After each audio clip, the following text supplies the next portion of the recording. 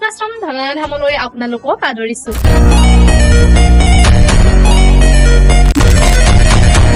আহক আপোনালোকৰ ইয়াৰ ব্যৱস্থাসমূহৰ বিষয়ে বিতংভাৱে জনাওঁ।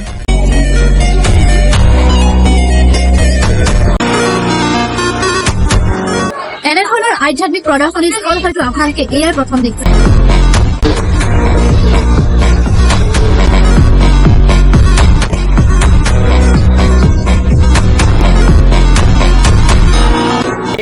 সতলোক আশ্ৰম ধননা ধামৰ মুখ্য দৰবাৰ চাহিব। সতলোক আশ্ৰম ধননা ধামত 24 ঘণ্টাই অব্যাহত থাকে বিনামূলীয়া ভোজনৰ ব্যৱস্থা।